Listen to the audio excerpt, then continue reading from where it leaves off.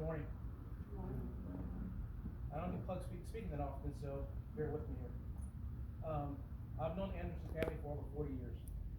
We all grew up together.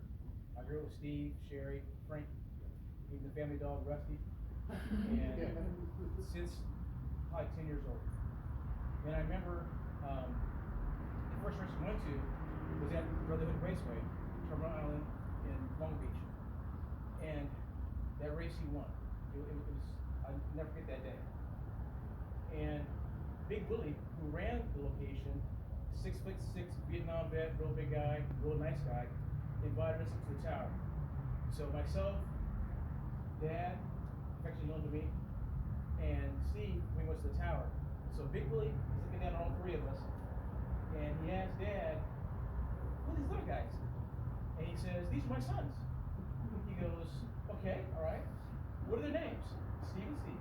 He said with so much conviction and love in his voice that Big Willie smiled, and he was like, you could tell on his face it was a beautiful moment.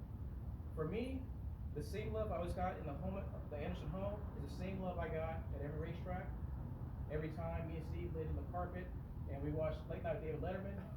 Every time, we watched the news together, and whatever topic was on TV, Dad would always give his own commentary to us to explain what was going on, and we were able to understand the different viewpoint of things.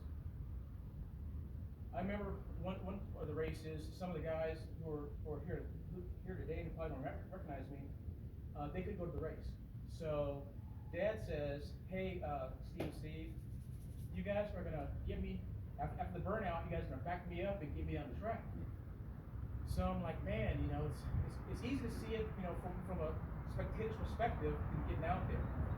So Steve says, "Hey, don't worry about it. What you're going to do is mimic everything I do after the burnout. I'll be in the back, you'll be in the front, and you mimic me, and I'll get the tires lined up." Okay. That sounds like a pretty easy deal. So he goes down the track, does the burnout. As he's backing it up, Steve uses a right hand. Guess what? I use a right hand. So as it gets backed up, Dad following my direction. He's like, "Hey, I'm gonna leave my son." The dragons face towards the crowd. So some of the older gentlemen, came out there. They fixed it and backed it up and got them ready and got down the track. The beautiful part of the story is, and he won that heat. The beautiful part of the story is, at the end of that, I failed, but I did not feel like a failure. He explained to mirror. If Steve uses his left hand, I use my right. I mirror what I'm looking at to back him up. Same smile on his face he's always had. He picked me up because I felt pretty bad. I felt, man, I screwed this thing up. He's like, "No, hey, we're gonna have another one at this, in a few hours.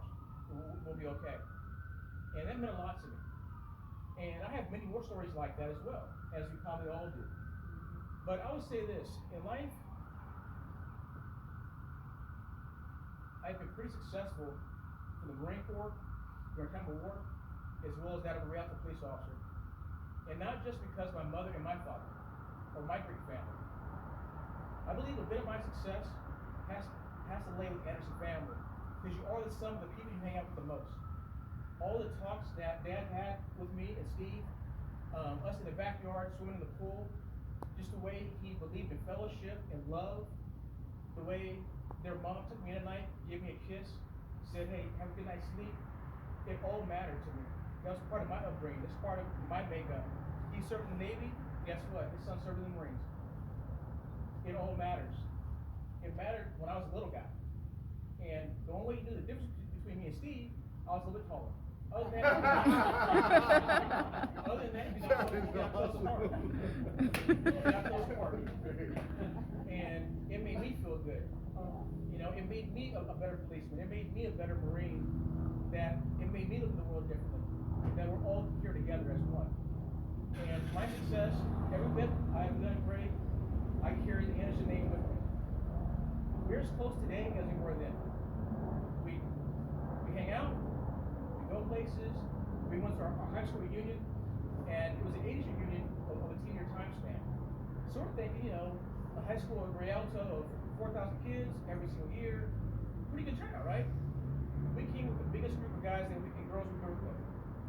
So we kept it very consistent. I was at Sherry and Steve's house last year, and I was swimming in the pool, and Sherry says, "Oh, my dad's gonna love this. My dad's gonna love this. You're here." So they bring me over to the pool, and I'm 52 years old now, but I turn into a 10-year-old all over again seeing him. I can't remember what he said because I was still in awe, but that smile never changed. The same smile that he had every time we saw him. What I learned from him that helped me in the Marine Corps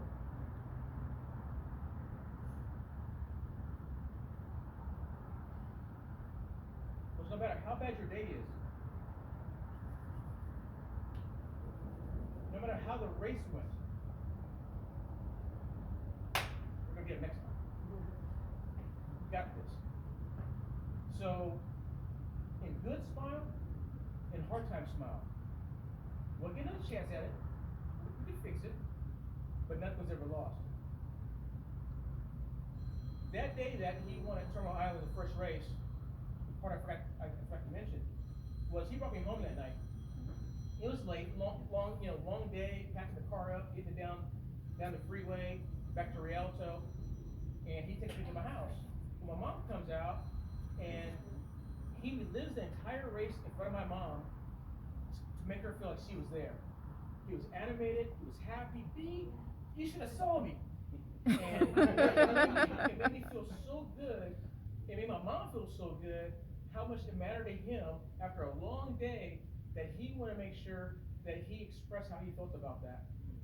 And what he said to me, I'll never forget, he said, "And Steve, he's my good luck charm. He's always gonna be with me when I go." And he has always made me feel well. And there's a few things that I had mentioned throughout the years on another continent. There's stories I tell from my family and friends as those that serve. We tell stories from our upbringing, but I've always carried them with me on the field of battle. So